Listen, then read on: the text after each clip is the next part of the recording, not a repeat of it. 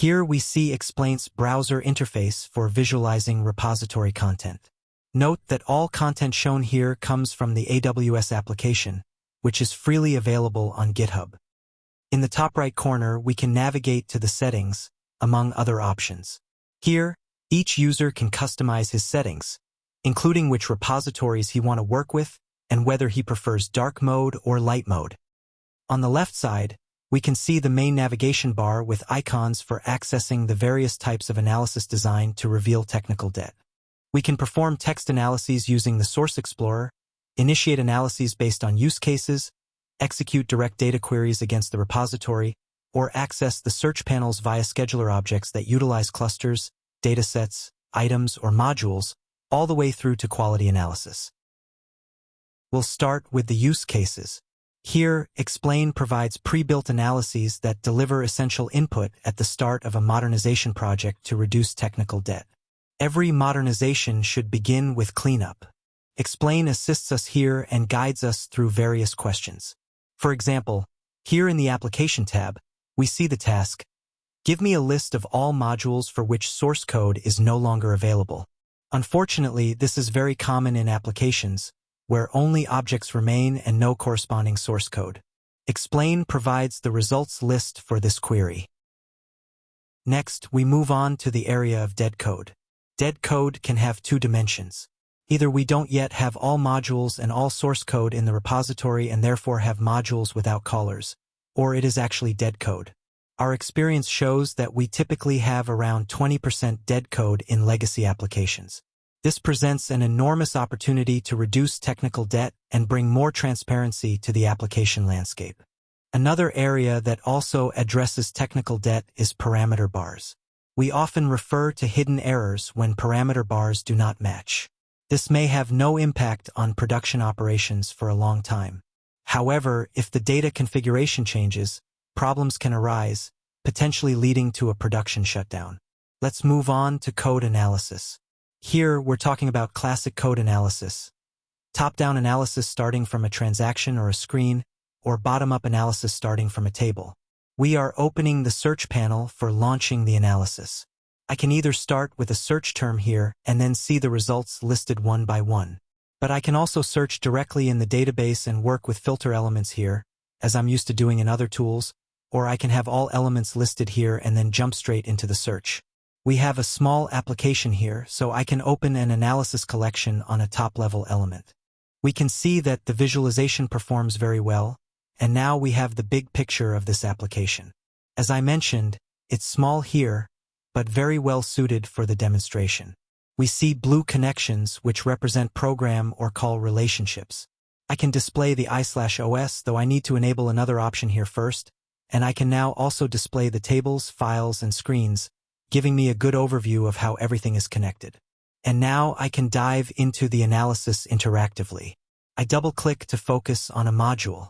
And now we can already see that we have a transaction here as the caller. For the transaction, we also parse the CICS definition file on the mainframe so that we have this information, specifically the transactions and files stored in CICS, in the repository as well. And I can enable additional elements here.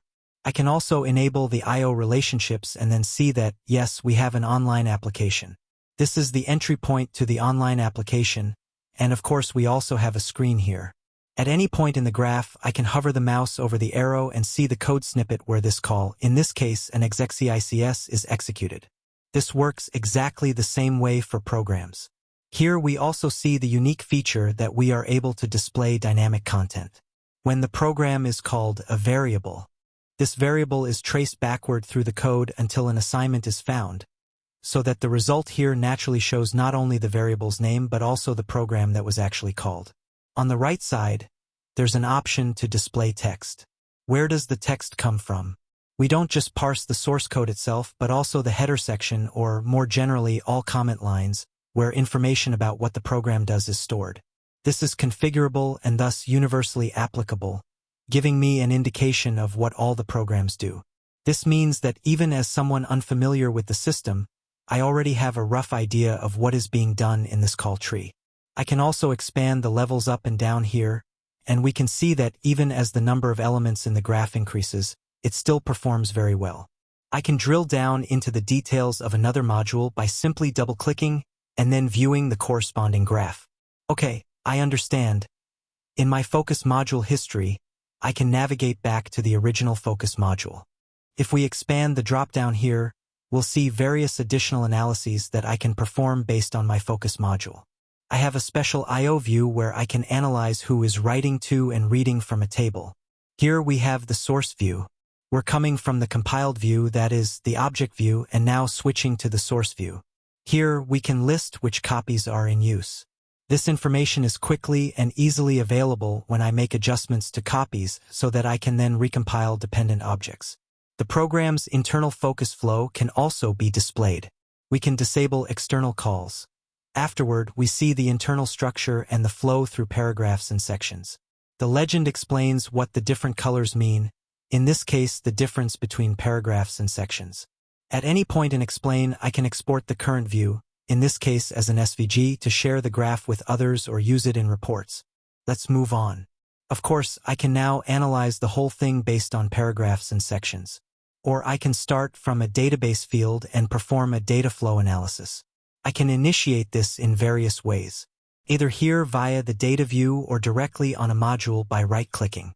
This also gives me the option to open the source code, among other things, and jump directly to the specific location in the source code that I currently have in context. I can also start a data flow analysis here. I then see the various data elements from my program listed and can select a starting point there. Where does the name go? And now I no longer get a dependency graph based on calls or performs, but instead this takes me into the actual data flow analysis. Where does my field go, or where does it come from? In this case, we also see that this all works across parameters or module boundaries because a lot is written and communicated via the COM area here as well. Now let's turn to a feature that is unique to eXplain: clustering. So far, we've gone through classic types of code analysis, such as bottom-up and top-down analyses, data flow analyses, and impact analyses. But now we want to move up a level to the business level. Within eXplain, we call this clustering. Clustering means I group various artifacts into a cluster, a business cluster or an organizational cluster.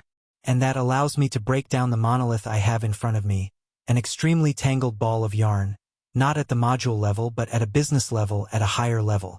In modernization projects, whether I'm working on mainframe modernizations or operating in a hybrid cloud scenario, this is the key to any modernization. We have a very small example here, but I can still demonstrate the functionality and the added value. We'll start with the cluster overview. We can basically store two different clusterings in the repository. We have only stored one clustering, the primary clustering. And yes, I've made a very simple division just into online and batch, and of course we have shared programs and system programs. To analyze the interfaces, I can double-click on each cluster to check how it relates to other clusters. My online cluster has one or more interfaces to the common cluster. I can now see, presented in a very transparent and straightforward way, what these interfaces look like, in this case between the online and common clusters. This allows me to apply this approach top-down to all interfaces and ensure transparency. And as I mentioned, that is the key to modernization projects. Let's move on to quality analysis, which also plays an important role in assessing and evaluating technical debt. Quality analysis is based on standard metrics that we collect during parsing. In addition to simple metrics like lines of code, we also have Halstead complexity, maintainability metrics, and many others included as standard in eXplain. When I open the so-called quality dashboard, we see the activated metrics here in the upper left corner. Here, we see the rating for each individual metric displayed as a spider chart. A quick explanation: we have 0 in the center and 5 on the outer edge, 5 being the best possible score. For the level of commenting, we see a rating of 2, which is rather poor. For program size, we're at 4.5, which is significantly better. And for the I/O check, we have no issues, we're actually at a 5. Just by looking at the spider chart, we can see that we're mostly dealing with small programs that are quite difficult to maintain, complex, and, on top of that, have very little code commentary. We calculate a quality rating based on all these metrics, and in this case we get a 3.6. That's not too bad for a legacy application. If we now look at the right-hand side, we see the metrics presented a bit differently. The color scheme always means green is very good. Dark blue is very bad. This means we can see here more clearly the ratio whether we're dealing mostly with good or bad module counts, which appear here for each metric. When we talk about technical debt, we see the source code firewall and critical programs displayed here accordingly. In eXplain, we provide a set of standard quality rules against which the source code is then checked. This ranges from simple rules, such as checking the return code after an SQL call or a general I/O call, to very complex rules, such as moves with redefines in conjunction with mixed data types. This information becomes relevant again if I were to change the character set during a migration. Everything that is to be evaluated in the end can be configured. You can drill down here in the individual module table, and then highlight in the source code where the errors occur. If you want to reduce technical debt during daily development and ongoing maintenance, the top 10 actions are listed here. That means if I want to reduce the largest programs, yes, then I have to start here. Here we have over 4,000 lines of code. It's still relatively small, but it's the largest module in our application. And this way, I can also select complexity and see where I have the greatest leverage for improvements. Reducing technical debt or, conversely, increasing maintainability using the quality dashboard. We're almost at the end of our brief overview of eXplain's main features. Of course, there are numerous other functions that I can at least briefly demonstrate. Here's an example of how I can run SQL statements directly against the database and, from there, have the option to jump directly to the source code or open an analyze collection. Or, I also frequently use the Source Explorer when I'm looking for specific keywords that appear somewhere in the application. Here, we've built in a very, very powerful full-text search across all artifacts, significantly more powerful than the mainframe supersearch, where I often can't perform a search at the top level across all types. It's not just a full-text search. I can also link the search to information from the repository via the additional settings. If I just run this here for the string credit, we immediately get the results showing where that exact string credit appears. I can also click here in the results list, see exactly the source code snippet where it's used, and then return to the analysis. We're now back in the code analysis. There, we can also highlight the additional elements, including the filtered elements. We see that there's a white element. That means there's no source code available. This is also displayed visually to me, and I can then apply the grouping or clustering again in the code analysis and see here which business domains we're talking about. That was a very brief overview of the eXplain functionalities. Everything that was demonstrated interactively can be exported to customer-specific reports and dashboards and be used in progress monitoring. Thank you.